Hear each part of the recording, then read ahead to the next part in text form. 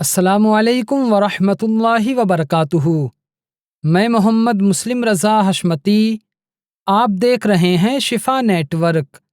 لاکھوں کروڑوں درود و سلام ہو رسول کریم صلی اللہ علیہ وسلم پر، آپ کی آل پاک اور آپ کے پیارے اصحاب پر۔ ناظرین، کتاب عیون الحکایات میں ہے، حضرت مالک بن فضالہ حضرت حسن رضی اللہ تعالی عنہما سے روایت کرتے ہیں کہ پہلی امتوں میں عقیب نام کے ایک اللہ کے پیارے ولی لوگوں سے الگ ہو کر ایک پہاڑی پر اللہ تعالی کی عبادت کیا کرتے تھے۔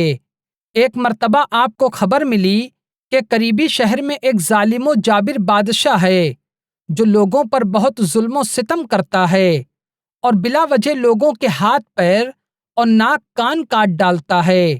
جب آپ کو یہ اطلاع ملی تو آپ کے اندر امر بالمعروف اور نہی عن المنکر یعنی نیکی کی دعوت دینے اور برائی سے منع کرنے کا عظیم جذبہ شدت سے ابھرا، اور آپ فرمانے لگے کہ مجھ پر یہ لازم ہے کہ میں اس ظالم بادشاہ کو اللہ تعالیٰ سے ڈرنے کی تلقین کروں اور اسے اللہ رب العزت کے عذاب سے ڈراؤں۔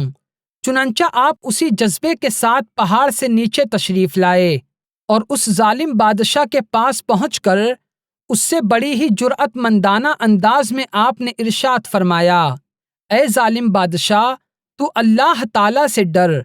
یہ سنتے ہی وہ ظالم بادشاہ آگ بگولا ہو گیا اور بڑے ہی متکبرانہ انداز میں گستاخانہ جملے بکتے ہوئے اس اللہ کے پیارے ولی سے کہا، اے شخص، تم جیسا آدمی مجھے اللہ تعالیٰ سے ڈرنے کا حکم دے رہا ہے، میں تمہیں اس گستاخی کی سزا ضرور دوں گا، اور تمہیں ایسی سزا دوں گا کہ آج تک دنیا میں کسی کو ایسی سزا نہیں دی گئی ہوگی۔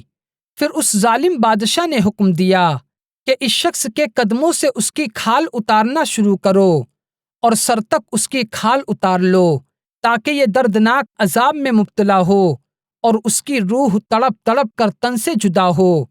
ناظرین، ظالم بادشاہ کا حکم پاتے ہی جلاد اس اللہ کے پیارے ولی کی طرف بڑھے اور ان کو پکڑ کر زمین پر لٹا دیا اور ان کے قدموں سے ان کی کھال اتارنا شروع کر دی، مگر وہ اللہ کے پیارے ولی صبر کرتے رہے اور انہوں نے زبان سے اف تک نہ کہا، مگر جب ان کی کھال پیٹ تک اتار لی گئی تو درد کی شدت کی وجہ سے ان کے منہ سے درد بھری ہوئی آہ نکلی۔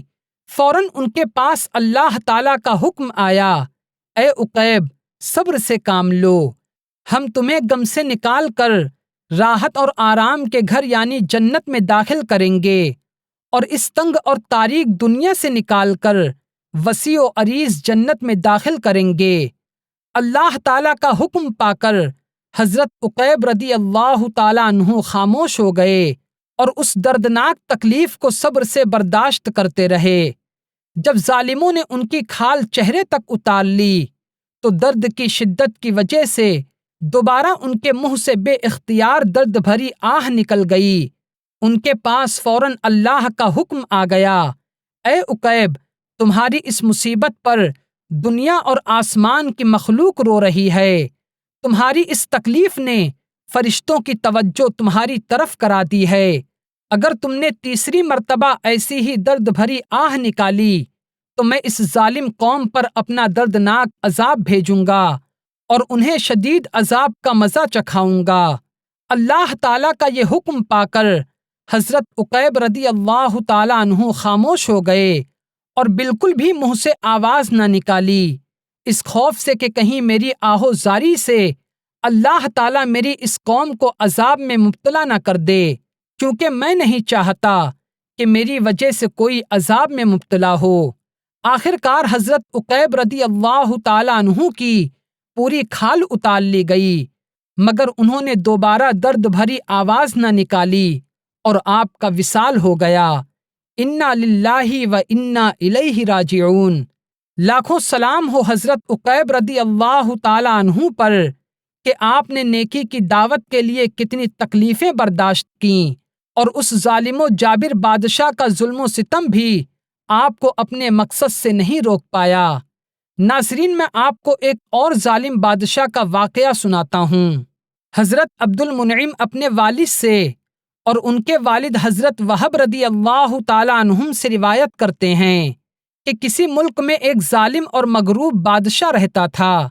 اس نے ایک عظیم الشان محل بنوایا اور اس کی تعمیر پر بہت سارا مال خرچ کیا۔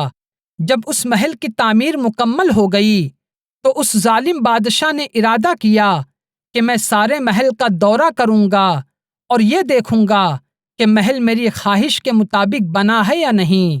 چنانچہ بادشاہ اپنے چند سپاہیوں کے ساتھ محل کو دیکھنے کے لیے چل پڑا۔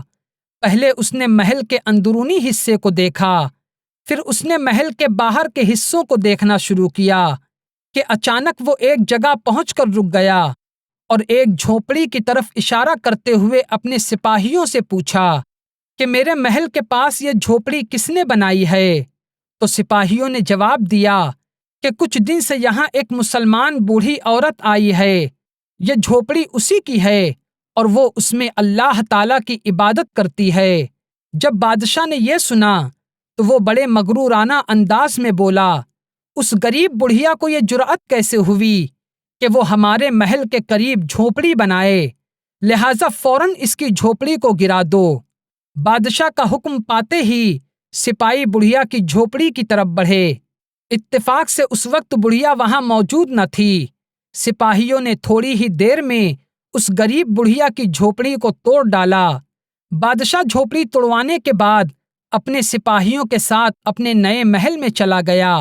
جب بڑھیا واپس آئی تو وہ اپنی ٹوٹی ہوئی جھونپڑی کو دیکھ کر بہت غمگین ہوئی اور اس نے لوگوں سے پوچھا کہ میری جھونپڑی کی یہ حالت کس نے کی ہے؟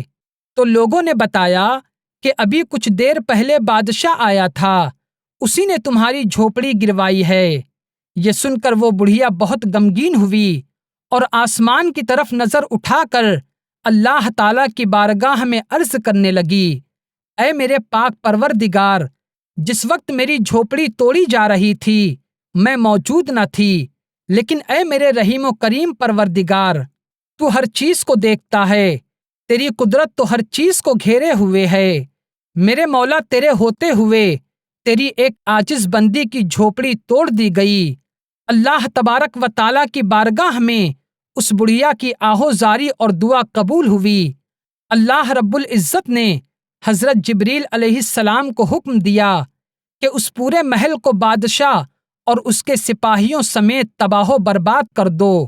اللہ تعالیٰ کا حکم پاتے ہی حضرت جبریل علیہ السلام زمین پر تشریف لائے اور پورے محل کو اس ظالم بادشاہ اور اس کے سپاہیوں سمیت تباہ و برباد کر دیا۔